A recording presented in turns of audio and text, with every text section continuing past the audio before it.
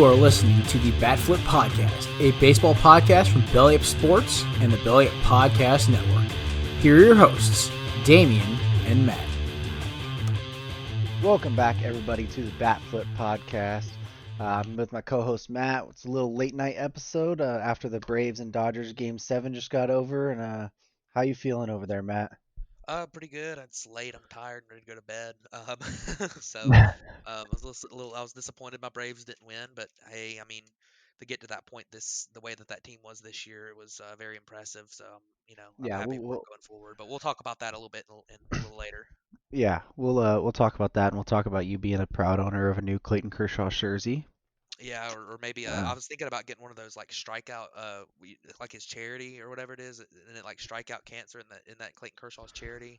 Um, Kershaw's Challenge, I know, is that Kershaw's one. challenge. Okay, I remember he had like a really famous charity that people buy T-shirts from a lot. So I was thinking about going through that and getting a T-shirt. I like Clayton Kershaw a lot, so I don't feel bad at all getting a even though he's on the Dodgers and they lost and I lost my team lost to the Dodgers. I'll be happy to have a Kershaw shirt. So I like him. Yeah, they do great work with that charity. So, well, we'll hit on that series a little bit later, though. But let's go ahead and start with this Astros and Tampa Bay Rays series. Just jumping back to kind of our predictions, you'd called the Rays in 5. I called the Astros in 7, and it ended up being the Tampa Bay Rays in 7 over the Houston Astros.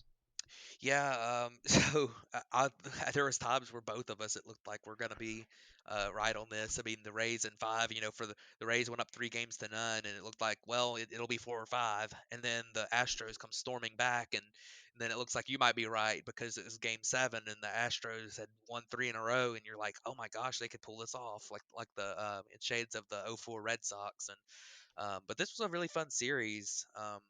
The Astros really, I think, and I don't know what you thought about this, but for the first 3 games of the series, the Astros, it seemed like the Astros hit the ball and pitched the ball so much better than the Rays in those 3 games, but they were down 3 games to none. I mean, I don't know if I don't know if you've seen anything like that, but 3 games and the Astros put the ball in play a lot more. I looked up the first 2 games. The Astros only struck out 14 times, where the Rays struck out 26 times. 26 strikeouts for the Rays in the first 2 games. I mean, I've never seen anything like it. So I don't know about you, but I hadn't seen anything like that, but I'm not too shocked. We had come into this series talking about the Tampa Bay Rays being a very fundamentally sound defensive team. Um, they are probably one of the best defending teams in the major leagues, and that outfield really showed it in this series. I mean, every time it popped up, a ball was hit out there, somebody's making a diving catch, like Kevin Kiermaier, or Manny Margot, or yeah. Hunter Renfroe, or Randy Arozarena, and Willie Adames. I mean, any ball that was hit in that vicinity of the shortstop or the shortstop gap in between third and short, obviously, he caught and threw it to first and got him out. I mean, they just do everything the right way defensively. So I wasn't surprised to see that that even though they weren't putting the ball in play as much, and the Astros were, that it ended up going towards the Rays side. They are known to get timely hits, and then just play out amazing defense. Oh, absolutely. And that play that Manny Margot made, I don't know if you saw that in Game 2, where he flipped over the wall. It looked a little bit Yeah, like if Torrey Hunter had made that catch against the Red Sox back in, I think it was like 2013 or so, something like that. on the David Ortiz homer when he flipped over the fence in the outfield. I mean, that was Yeah. crazy. I don't know how he held onto that ball. So Yeah, I didn't get to see much of this series, with most of the games being the earlier games on the West Coast, yeah. and I was still at work or doing our online racing that me and you do. So, so I didn't get to see much of them, but I did get to see that Manny Margot play. That was pretty funny. I happened to have like a little break at work and just had the game on my phone when he did that. So it was pretty funny when he did that. I was like, oh, did he catch it? And then he held up the glove, and I was like, oh, he did. Yeah, he wasn't faking like the home run that Christian Pache from the Braves robbed the other day, where he pretended he didn't catch it, and then he kind of just flashed his glove up and had the ball in it. I thought that was pretty funny, but Yeah, I know this isn't on topic for MLB, but it just made me think. But did you see that video I think I sent in the chat the other day where it was like the Korean baseball, and the outfielder ran up and like robbed the home run, but he acted like he didn't, and he let the guy go all the way around the bases, and Yeah, and then then he he threw threw him the out. ball in. And no, they just like threw the ball in, and because he caught it. And then they were like, "Oh, he had already rounded the bases and was like celebrating in the dugout." And then they found out that he robbed the home run. It was completely, it I was love it. I so love it. funny. So yeah, that was funny, um, but yeah, I mean, in this series, like it was fun. I mean, Arozarena, how much more can we say about him? He was our key in the last series to the Rays moving on over the Yankees, and Arozarena in this series hit 321, 367 with a 786 slugging. But the big one is 4 homers, and they came at opportune times. You know, he hit one in Game 7. He hit one in early in Game 1. He hit one in Game 3. All these are he hit one Game 4 that the Astros won, but um, that was a key to this series. Was Rosarino was great, and the Rays pitching. I mean, and the pitching for both teams really. I mean, if you looked at um, just some stats here. Charlie Morton was spectacular. The former Astro. He was a little bit down this year, battled some injury, but Charlie Morton had 10 and 2/3 innings pitched in this series. Didn't give up a run. 2 walks and 11 strikeouts. He was a key for the Tampa Bay Rays. And then what more can you say about Lance McCullers and Framber Valdez? I mean, this is a Astros team that lost Justin Verlander, who is their ace, and the soul of the pitching staff on that team, and a veteran guy that was a Hall of Famer. We've talked about him some on the show about how highly we think of him, and I mean, look at Framber Valdez with 12 innings, a 2.25 ERA in the series, and Lance McCullers with 10 and 2/3 innings. He did have a 3.38 ERA and gave up some runs in Game 7 on a couple homers, but 18 strikeouts to 1 walk. That's pretty impressive. Yeah, I mean, he was a key to our series as well when we looked back, saying that he had pitched really well in the playoffs so far, and that they were going to need him and Jose Urquidy to really pitch really well for them to have a shot. And I mean, even Urquidy, I mean, in 7 innings, I mean, 2.57 ERA, had 6 strikeouts. I mean, he's not a big strikeout guy, but still, those are fantastic numbers for him as well.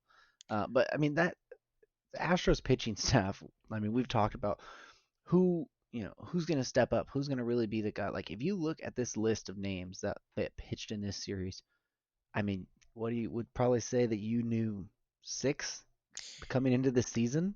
Yeah, I mean, something like that. you knew Valdez, you knew Urquidy, you knew Presley, McCullers, and Greinke.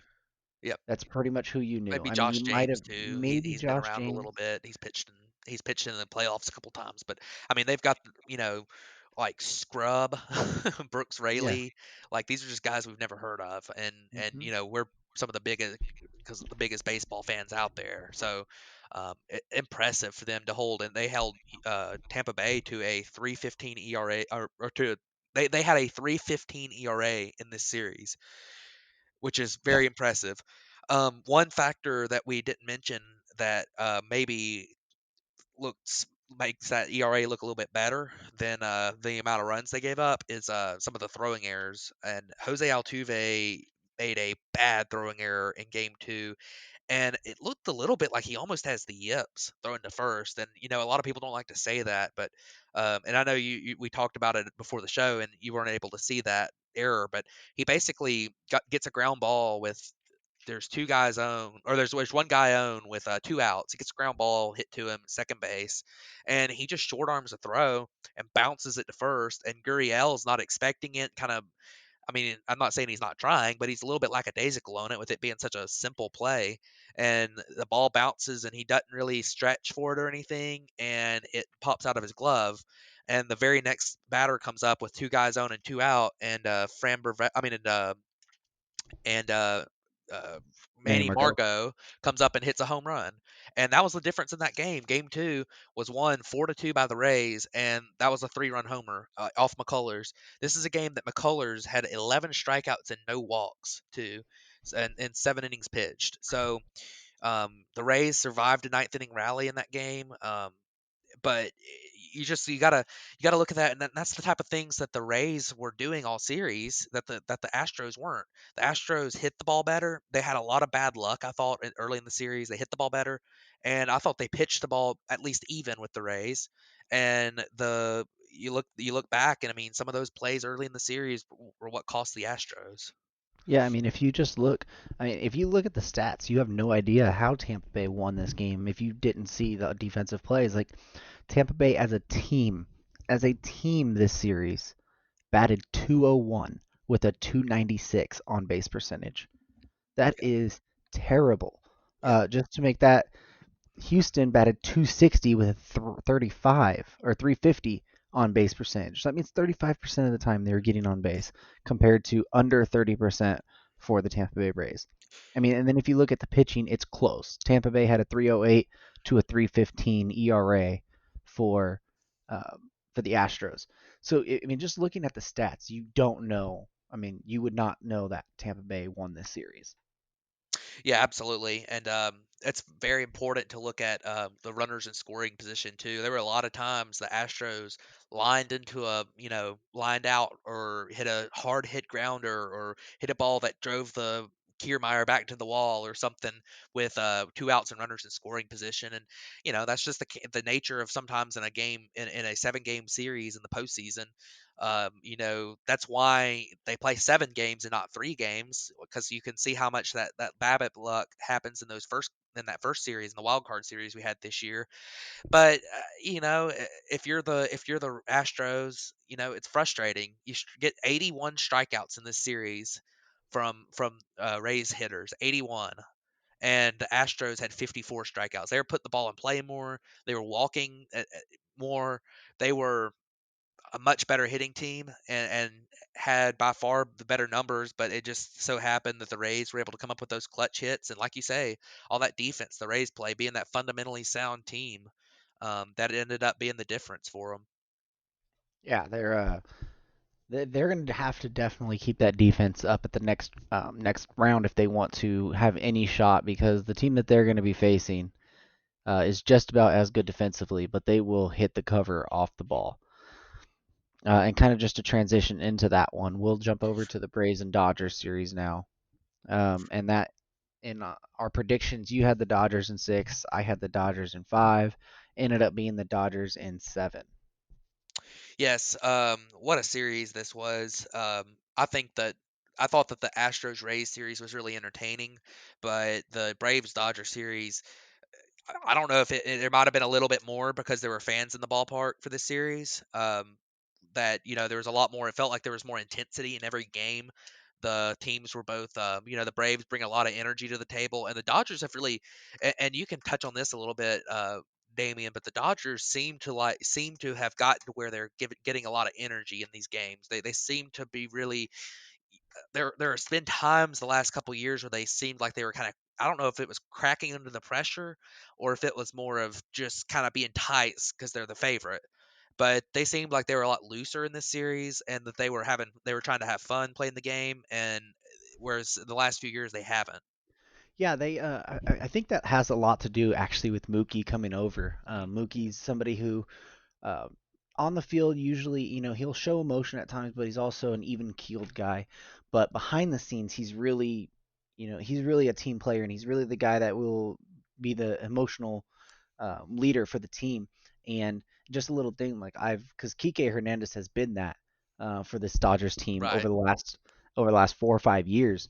And they did an interview, it was before Game 6, where they were down. They had to win 3 in a row, Game 5, Game 6, and Game 7. They had won Game 5, and before Game 6, they were doing a interview with Kike, and he said that this was the most energetic he has seen this team in the 6 years he's been in the Dodgers organization.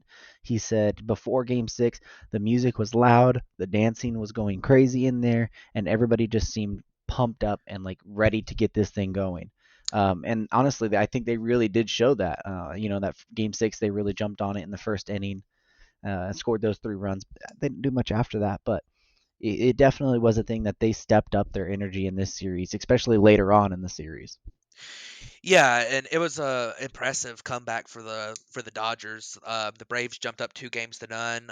In Game One, they had the big ninth inning, which two great pitchers on the mound that pitched great throughout the series. Walker Buehler and Max Fried were both spectacular in this series. Both pitched like the aces that they are. Walker Buehler seemed like he might have still had a little bit of issues with his blister in Game One. He wasn't locating his off-speed pitches very well. He ended up with 5 walks, I believe. Max Fried was spectacular Game One, and then you had the ninth inning homer by Austin Riley, who really didn't do too much for the rest of the series. But Game Two, you had a huge Braves just outburst. They really rocked Gonsolin in Game Two, and the Dodgers came back at the end. Obviously, Game Three had that crazy first inning where it seemed like nothing would go right for the Braves. They just could not get an out with 2 outs. 10 runs with 2 outs for the Dodgers in Game Three, first inning. And then you just move on down, and the Braves ended up going up 3 games to 1 in the series. You had those first 2 games, the real big win in Game One that was super exciting for the young Braves team. The Braves had all the energy in the series, and then Bryce Wilson. I mean, what can you say about him? I mean, that Yeah. was insane what he did in Game Five or Game Four for the Braves. Rookie, he had pitched. I believe he had made 3 career starts coming into that game and pitched 6 1-run innings, and that was just a spectacular performance. But the Dodgers are so impressive hitting the ball, and we talked about last week um, that I felt like the Braves had a better top four in the lineup, and the Dodgers were deeper. And I think you could see that a little bit in this series because there's no breaks in that Dodgers lineup. I mean, you get down and Kike Hernandez hit the 2 home runs in the series. He's not even a full time player. He hit 2 game tying home runs in the series. So you look at Cody Bellinger's hitting sixth for God's sake. I mean, Hmm. he's the defending MVP. He's hitting sixth. So it's just so hard, and they don't swing and miss at pitches outside the zone, and so you end up running through this lineup, and I mean, unless you are locating perfectly, there's not much you can do because they punish mistakes and they don't swing at bad pitches. So um, the Braves ran out of pitching in this series. It's really the key to it. They just ran out. I mean, they didn't have anybody to start Game Five. The Game Six, Fried pitching for the second time was rough early. Now he pitched pretty well in Game Six, but um, it just turned out, and Kyle Wright didn't have it either. So it was a big comeback for the Dodgers, and they're the best team in baseball. So um, you just can't. You have to if you're gonna beat them in a 7 game series, you have to put them away when you get a chance to. So Yeah, especially at that game too, where Kershaw got scratched from the start due to back mhm, spasms.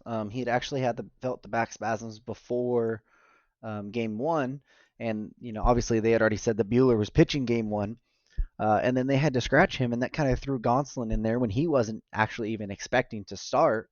He was more of a game four option. So basically, they threw Gonsolin in, and he kind of got lit up a little bit in that second game, and they made the good comeback at the end, so that game looks a lot closer. And then you look to the game four where Kershaw did start, and Kershaw's line looks a lot worse than what it really was. He ended up giving up, what was it, three or four, they he said, but got he got hit for 3 earned runs, I believe, but four. he was getting it was four. Yeah. He was getting hit hard the whole game. The Braves, Yeah. in fact, in the last 4 games of this series, the Braves had a lot of hard hit balls that didn't fall. Well, Um, and the problem with the Kershaw game, this is why I wanted to bring it up, is right. that the reason he was getting hit so hard is that because of that back injury, the back spasms and stuff, his fastball only topped out at Yep. 90.7. This is a guy who's been pitching at 93 to 94 this year. So I mean, when you're losing 3 to 4 miles an hour off your just fastball, that is a big deal. And then obviously he wasn't able to finish on the slider, and he was missing the zone a lot with it. The curveball wasn't as effective. Um, so he didn't look good. His line looks a lot worse than that.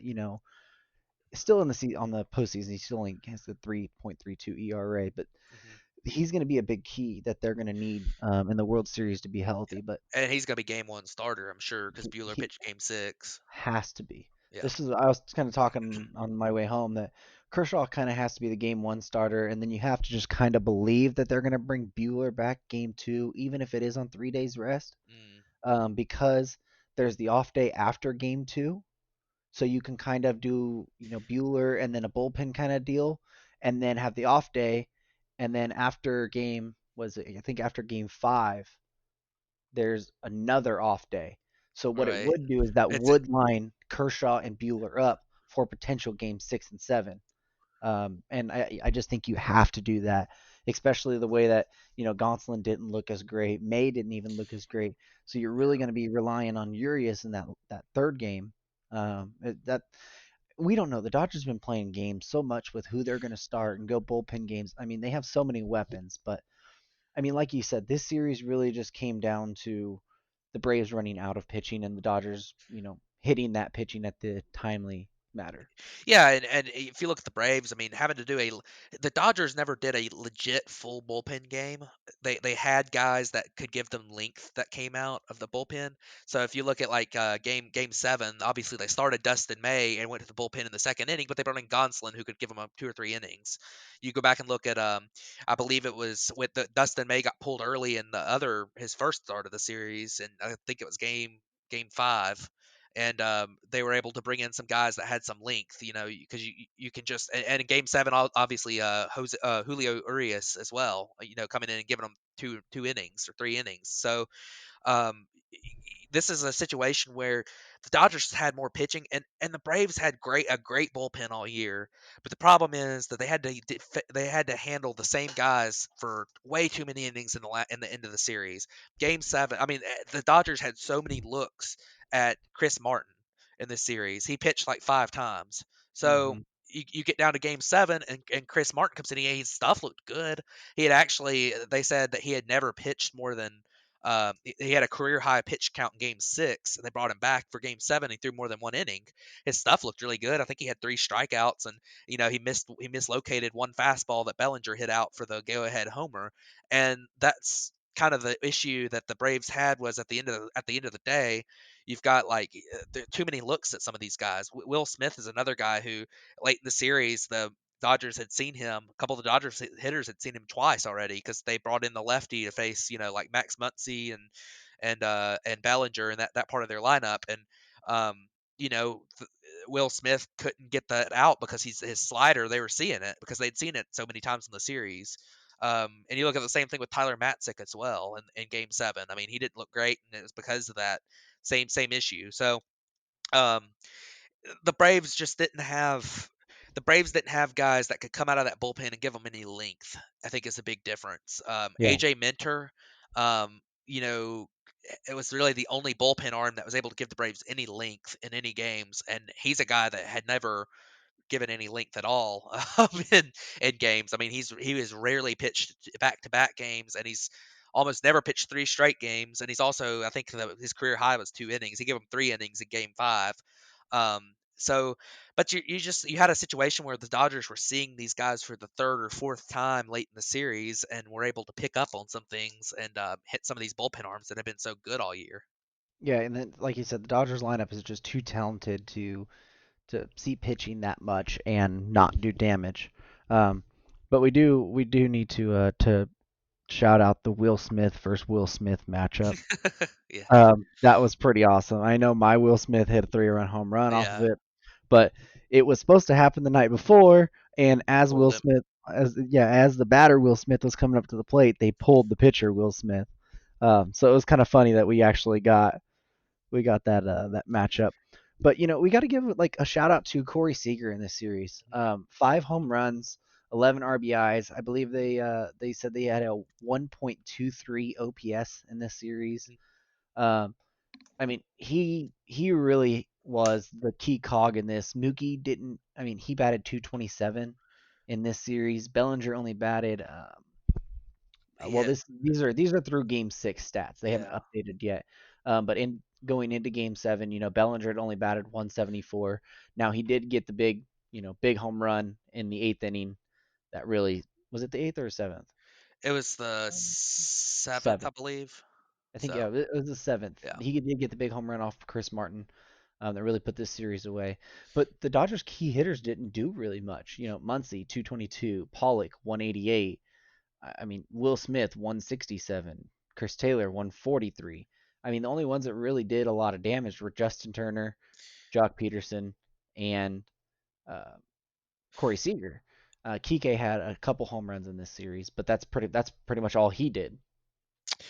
Yeah, and I mean, you go back and look, and you see that, and I think the big takeaway is that they were able to string these together. I mean, they were able to put big innings together. I mean, you look at the game one, I mean the game three first inning. You look at the big inning in game five, the 3-run first in game six. They put together a lot of big innings, that they were able to string these things together, and they had 26 walks through the first 6 games of the series, and obviously I think they had at least six tonight. So over 30 walks in the series is a big number too. That they're just able to lay off of tough pitches, keep the line moving, and then eventually, if you see enough pitches, you're going to get a mistake, and they don't miss mistakes. One thing to mention for the Braves too is that some of the key players for the Braves weren't quite as good as they had been. I mean, Ronald Acuna Jr. had really struggled in this series. He has dealt with a little bit of a wrist injury in the postseason that he dealt with at times during the regular season as well, but he didn't. He was popping the ball up just about every time he came up to the plate this series. Um, and you look at Austin Riley outside of that game one homer that took the lead. Um, really struggled in this series. Ended up making the last out in game seven.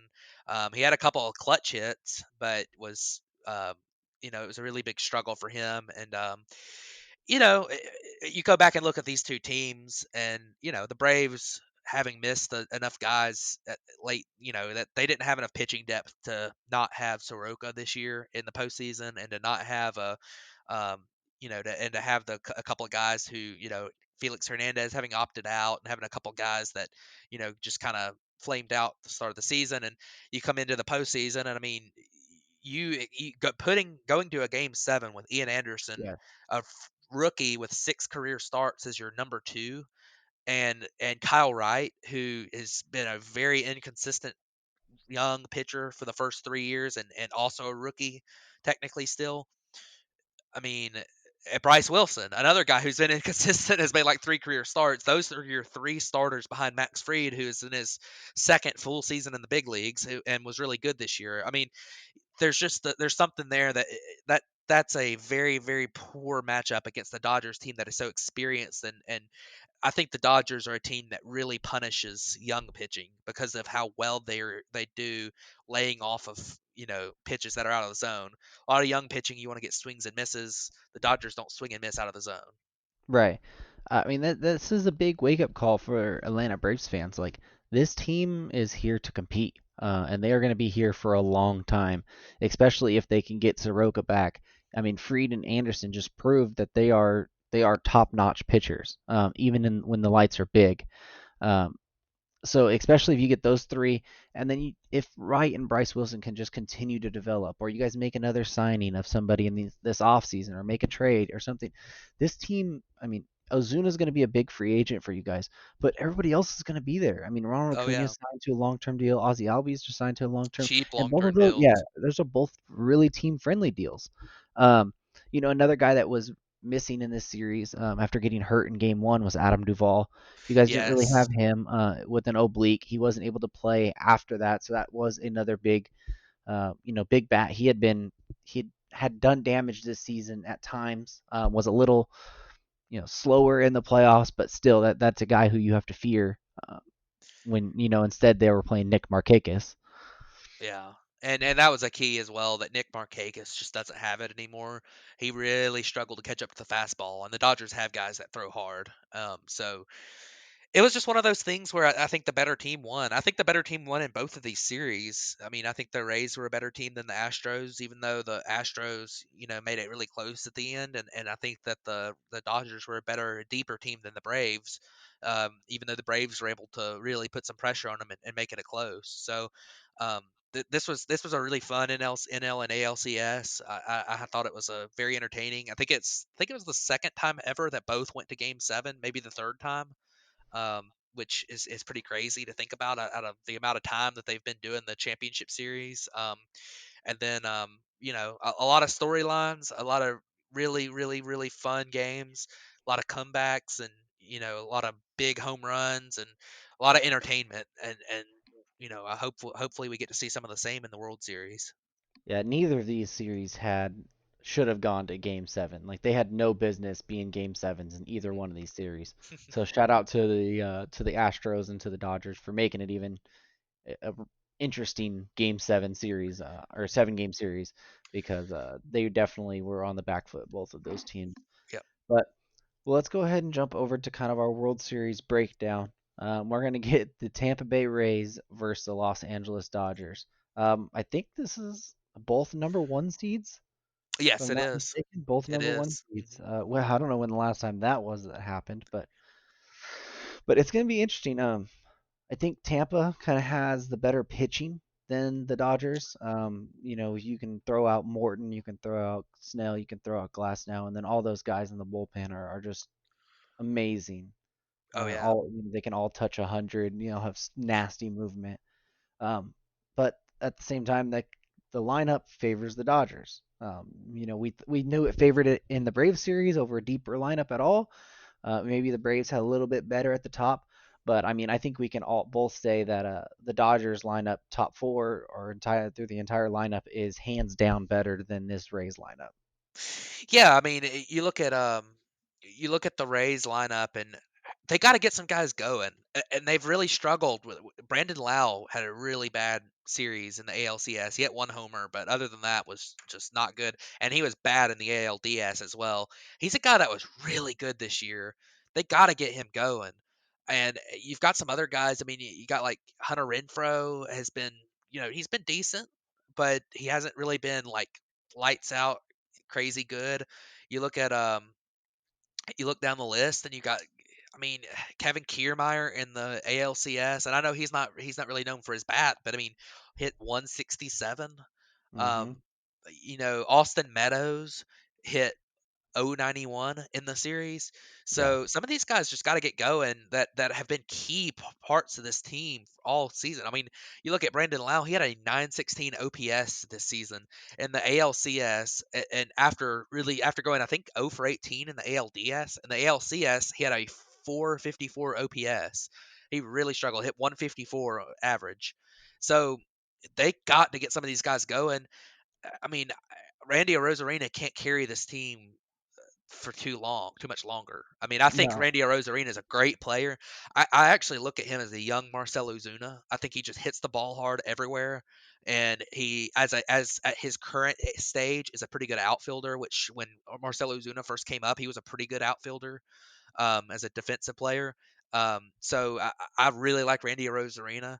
Um, I mean, G-Man Choi had a pretty good championship series. Manny Margot, but against the Dodgers, is Manny Margot really going to hit 3 home runs and have a 652 slugging? I don't think that's sustainable for him. I mean, Well, and not just they're going that, to have to but get some of these Manny guys going. Margot.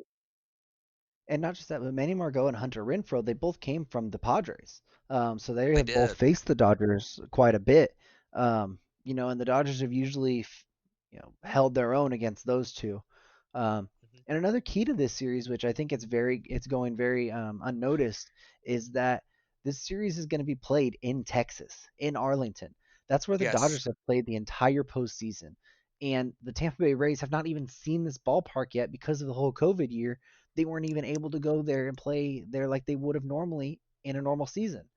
So they're going to be going to this ballpark not knowing how the ball travels, how the ball carries, how the walls play for off the caroms off the wall for and there have been defense, some weird ones too. and there have been weird ones. They're going in completely blind to this new ballpark where the Dodgers have been playing their past three series, Yep.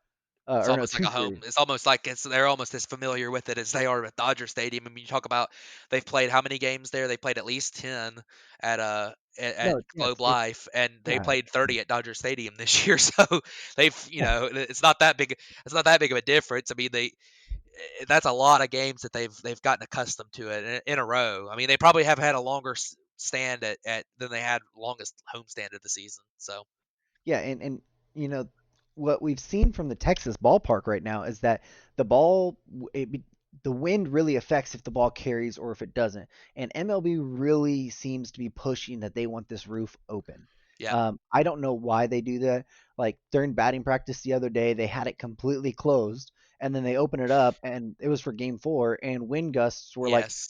30 miles an hour. Like the players' jerseys and pants were all swinging. Jock Peterson hit a ball to dead center field that would have been like a 450-foot shot, but it came up like at the wall, and Pache caught it. That should have been like a 3-run home run. But the Rays don't know this. They don't know how this ballpark plays at all. So that's another thing that's really going to throw a wrench into this. Is that Tampa's going to have to try and learn this in the World Series.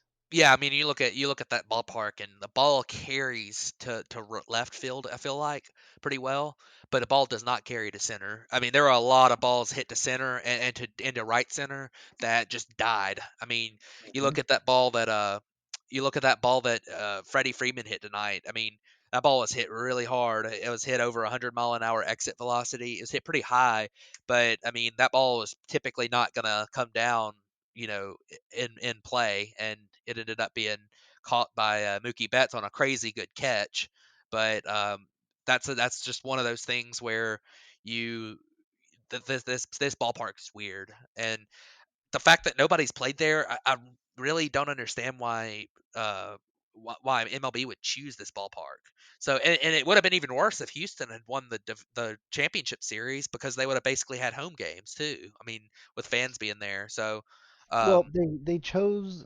I know that why they chose the Rangers ballpark. Because first of all, the Rangers weren't in the playoffs. right, And Texas is one of the few places that is allowing fans. And right. it's a brand new facility in Arlington. So if you have a brand new ballpark to this year, and you're able to have fans, and the team that is technically the home ballpark isn't in the playoffs, it just all adds up Yeah. to be able to play that series there.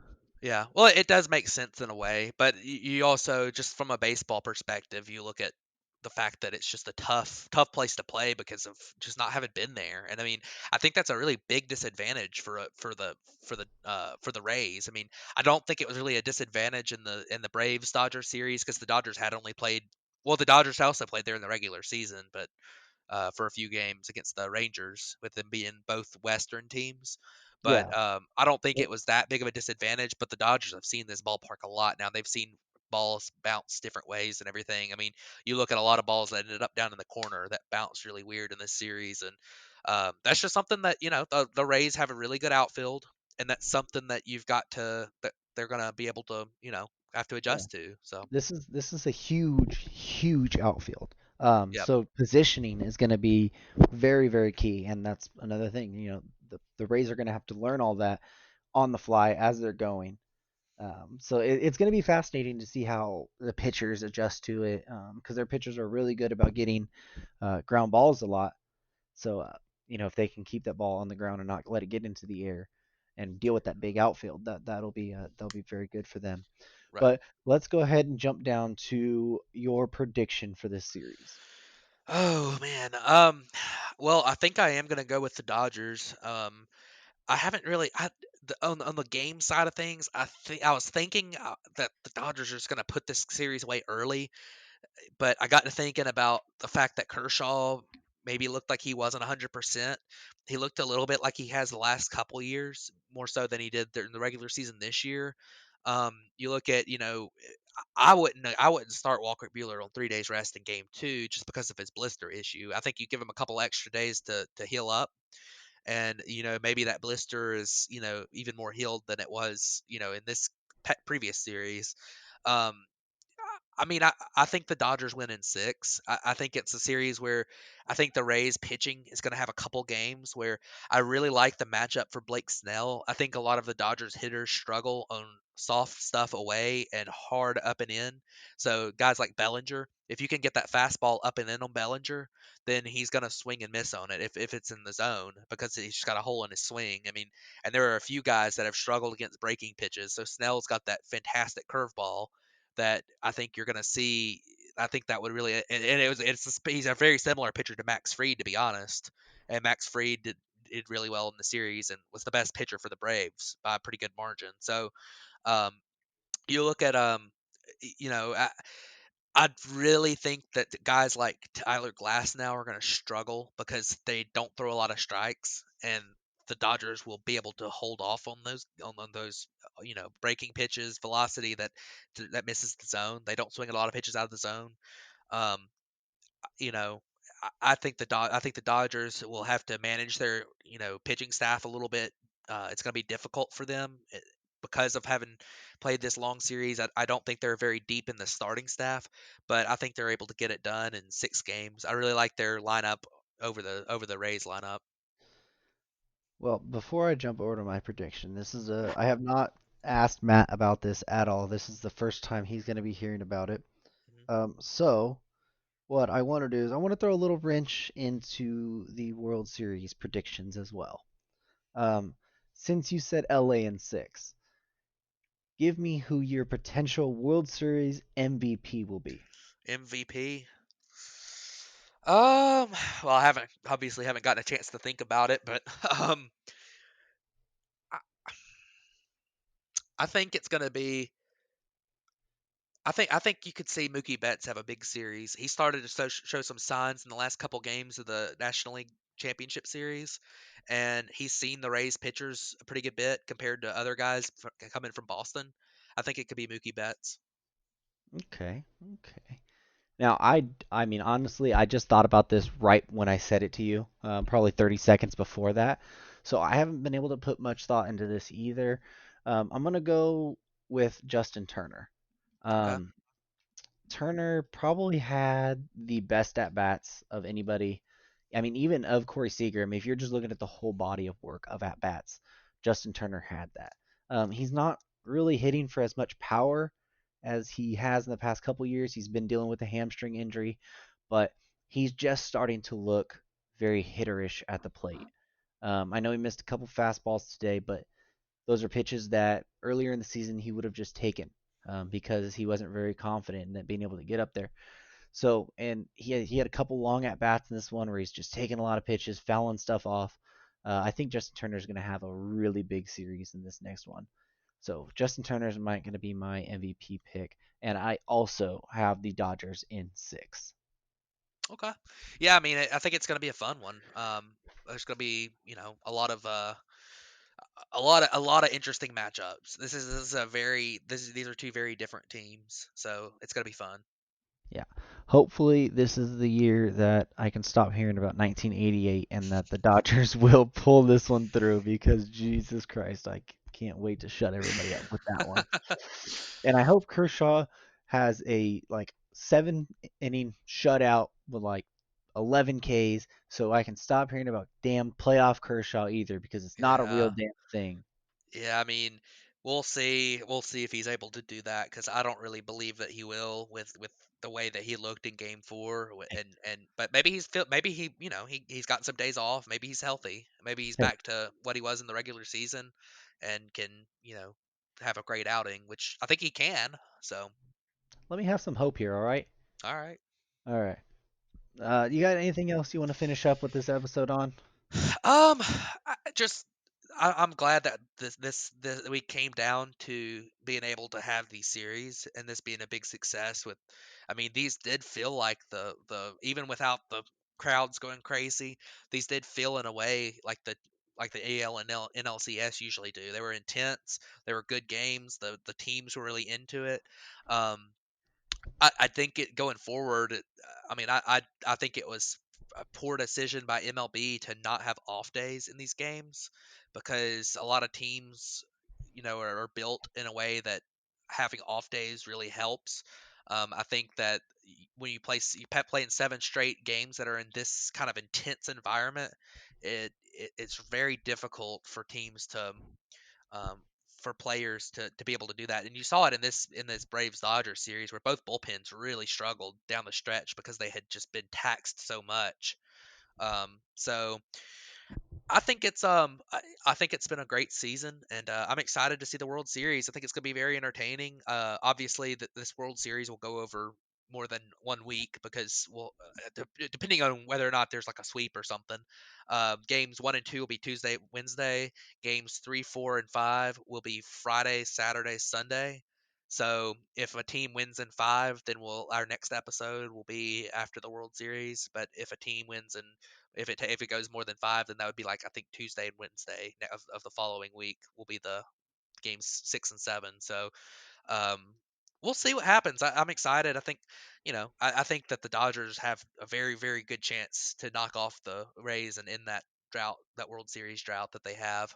So that'll probably be the story of this series is can they do that? And for the Rays, the lowest payroll in baseball going against the highest payroll in baseball is going to be very interesting to see. And, and and just what a fantastic job by the Rays front office to be able to get them to this point.